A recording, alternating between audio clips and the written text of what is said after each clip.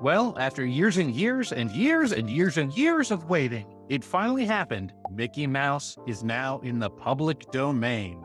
So, what better use could I have of this new contribution to the public domain than to turn Mickey into a Shadowdark monster? Hi everyone, I'm Michael from Night Noon Games, and in this video, I'm going to turn Mickey Mouse into the kind of monster you wouldn't want to run into in a dungeon. I think the first thing we have to do here is probably brush up a little bit on Steamboat Willie, so we have a better idea of what kind of monster that Mickey will make. And don't worry, I'm going to speed this up so you don't have to watch the whole thing. Anyways, here we go. I'm just going to take notes as I go here. Whistling, maybe there's some sort of an ability he has that it has to do with that.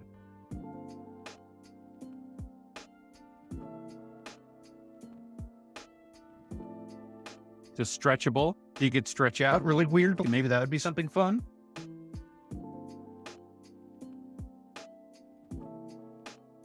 What's he doing here? Uh-oh, pitchfork.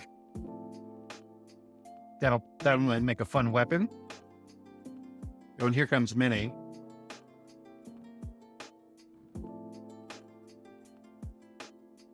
So maybe if the players started playing music, he would be inclined to be fascinated.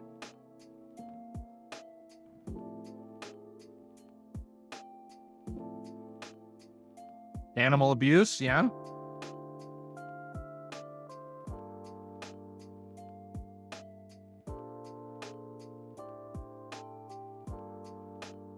Oh, he's got a knife too.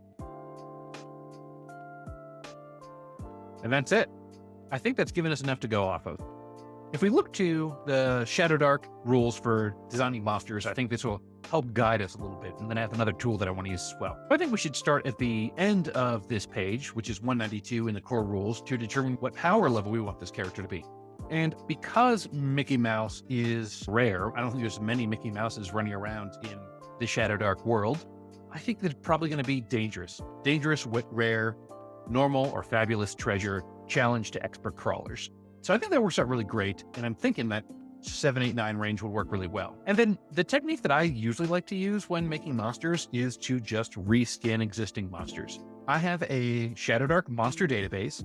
This is something you can get for free on my itch page, and that is linked down in the description below. And this is all of the monsters. This version has month, and cursed scroll monsters in there, but the version I have available to the public just has the monsters from the core rules, since that is what is available in the Shadowdark third-party license. However, I think you would find it super useful if you want to reskin your own monsters, or if you just want to have a list of all of the monsters that you can easily Control F and search for things through.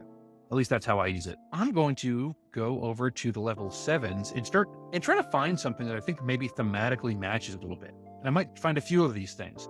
Oh, these are all really tough, but maybe Mickey is similar to a flesh golem in some ways. Let's try that. And what I'm doing is just copying and pasting these into another section I have for Mickey. So I'll just be able to look on the fly at all of these creatures and stat out Mickey.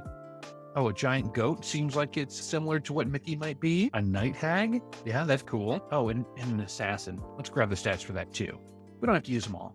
But I think this is going to give us a good baseline for what Mickey's going to be. Now we're just going to go through stat by stat and see what makes sense. We'll start with the AC. And I'm just going to compare what the AC is in this region. So the flesh golem was level 7. These two are each level 8. So it looks like we're going to be in that sort of 11 to 15 range. I think he might match up most closely with a giant goat. So I'm going to use 12 for his AC. For hit points, there is a formula for this. And the formula here is the level times 4.5. Since every monster in Shadowdark uses a D8 as their hit die, and an average roll on a D8 is 4.5. And then add the constitution. And that's just adding it for the first level. So right now it's only 36, but it might go up a little bit depending on what his constitution is. As for attacks, I think that we know Mickey has a pitchfork, and then he has a big potato peeling knife, which is more like a scimitar. And you can see that each of these bad guys has 2 attacks. So we know that Mickey's going to have 2 attacks. Let's just go with the pitchfork, since that's fun. 2 pitchforks, and this is 7 plus 6. So I think we're going to be in that same range. So 2 pitchforks plus 6, and the damage is going to be, we see there's a 1d10, For the Night Hag, those are bites. Poison daggers, 2d4, Great Club, 2d8, Flam, 1d8.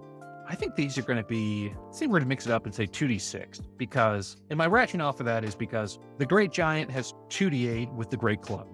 And then the Assassin is 2d4, but it causes poison potentially.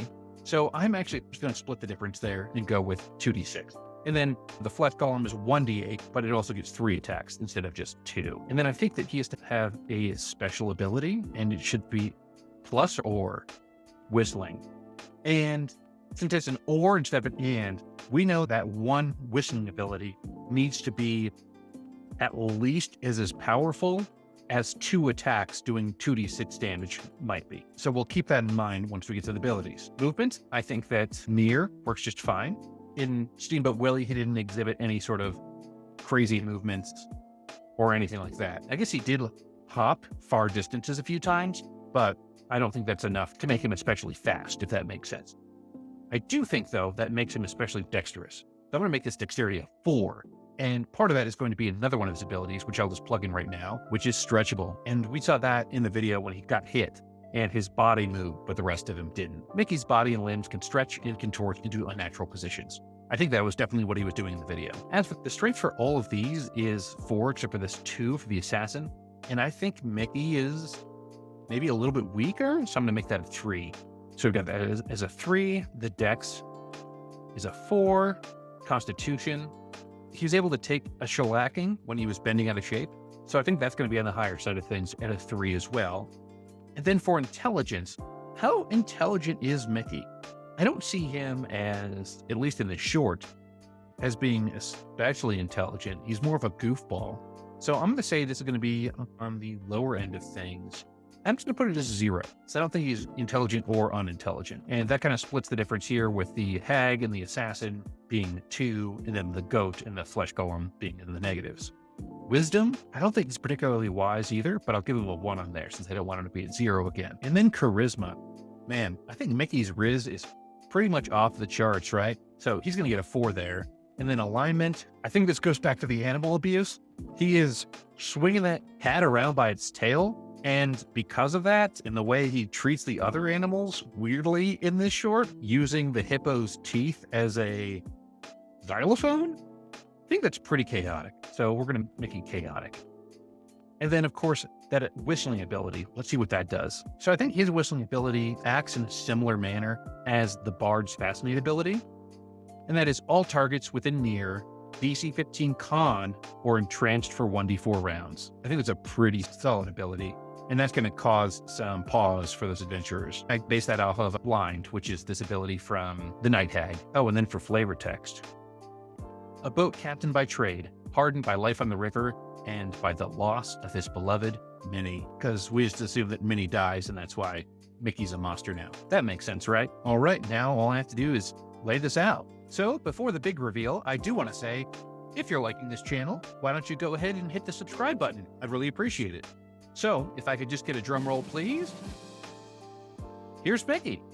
I laid this all out in Affinity Publisher, which is what I use to publish, and I think it came out pretty good. I added a little bit more of his backstory to flesh him out. A boat captain by trade, hardened by life on the river and by the loss of his beloved Minnie. Many foes have found themselves at the wrong end of his pitchfork, and many cats have found themselves spinning through the air as he cruelly swings them around by their tail. That's pretty messed up, isn't it? If you want to download the statted out Mickey Mouse character, you can download it on my itch page. There's a link right below this video. If you want to see any other public domain characters statted out as monsters, let me know down in the comments. Or if you would have statted out Mickey any differently, let me know that too. I'd be really curious to hear what you had in mind. And if you're watching this video on the day it comes out, I've got a big announcement coming up in just a day or two. I'm so excited to let you all know what my next big project's going to be.